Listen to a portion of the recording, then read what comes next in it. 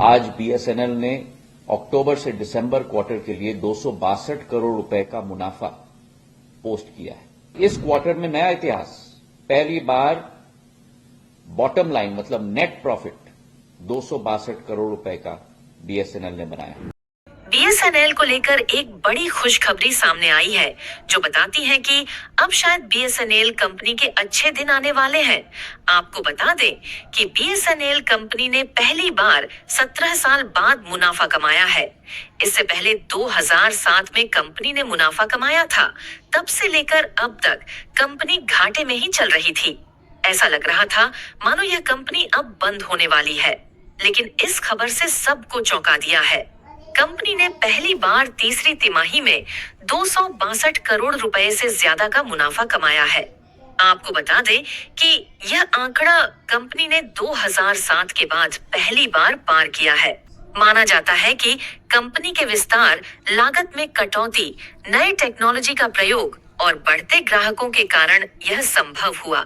संचार मंत्री ज्योतिरादित्य सिंधिया ने इसे कंपनी के लिए एक महत्वपूर्ण मोड़ बताया और कहा कि बीएसएनएल ने अपनी सेवाओं को बेहतर बनाया, ग्राहकों की संख्या बढ़ाई और खर्चों पर कंट्रोल किया, जिससे यह नतीजा आया। सुने संचार मंत्री ज्योतिरादित्य सिंधिया ने क्या कहा। आज बीएसएनएल ने अक्टूबर से दिसंबर क्वार्टर के लिए 262 करोड़ रुपए का मुनाफा पोस्ट किया है। इस क्वार्टर में नया इतिहास, पहली बार बॉटम लाइन मतलब नेट प्रॉफिट 262 करोड़ रुपए का बीएसएनएल ने बनाया। आज दूरसंचार क्षेत्र के लिए भारत में एक बहुत महत्वपूर्ण दिन है। ये वह दिन है जहां एक नई उड़ान, नई पंख के साथ, जहां एक तरफ हमारे सारे दूरसंचार की कंपनियां भारत के विकास और प्रगति को एक नई गति दे रही हैं। आधुनिक काल में अधोसंरचना के क्षेत्र में हाईवे अब डिजिटल हो चुका है और वो डिजिटल हाईवे, डिजिटल कैरिजवे हमारी टेलीकॉम सर्विस प्रोवाइडर कंपनीज पूर्ण रूप से निर्धारित कर रही हैं भारत में। और इसमें एक महत्वपूर्ण योगदान भारत संचार निगम लिमिटेड, भारत सरकार की टेलीकॉम सर्विस प्रोवाइडर कंपनी की भी रही है। और मुझे आज बड़ी खुशी है आप सभी को सूचित करते हुए कि पहली बार बीएसएनएल ने अपनी क्वार्टरली प्रॉफिट की रफ्तार को दोबारा शुरू की है। पिछले बार जब क्वार्टरली प्रॉफिट बीएसएनएल ने पोस्ट किया था वो वर्ष 2007 था, मतलब 17 साल पहले। और प्रधानमंत्री जी के निर्देश, प्रधानमंत्री जी के संकल्प, प्रधानमंत्री जी के दिशा निर्देश के आधार पर आज बीएसएनएल ने अक्टूबर से दिसंबर क्वार्टर के लिए 262 करोड़ रुपए का मुनाफा पोस्ट किया है। आज तक पिछले 3-4 वर्षों में जो भारत सरकार ने पैकेजेस बीएसएनएल को दी थी, उसके आधार पर 2021 से ऑपरेटिंग प्रॉफिट बीएसएनएल बना रहा था।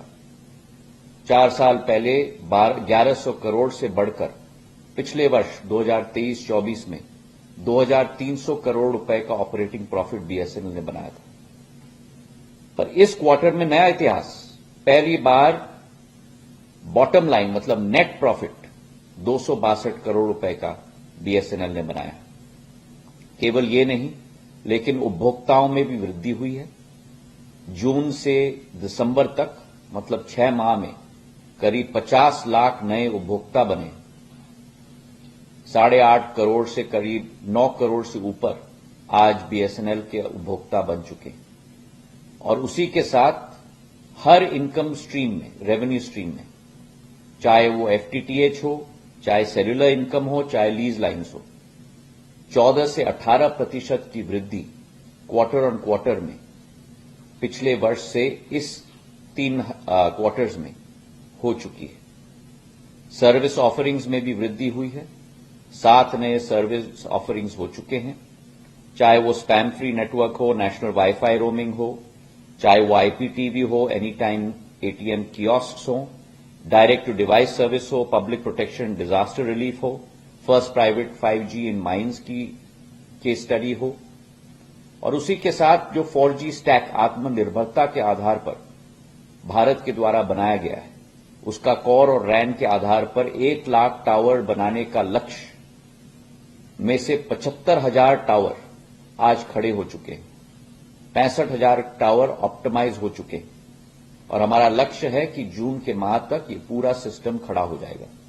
तो आज बीएसएनएल एक नए सफर पर निकल चुका है, और मेरी शुभकामनाएं बीएसएनएल के सभी ऑफिसर्स को, समस्त हमारे कर्मचारियों को, कि दोबारा बीएसएनएल को भारत के तिरंगे की फ्लैगशिप कंपनी का सफर की शुरुआत हो चुकी है। इस क्वार्टर के नेट प्रॉफिट के आधार पर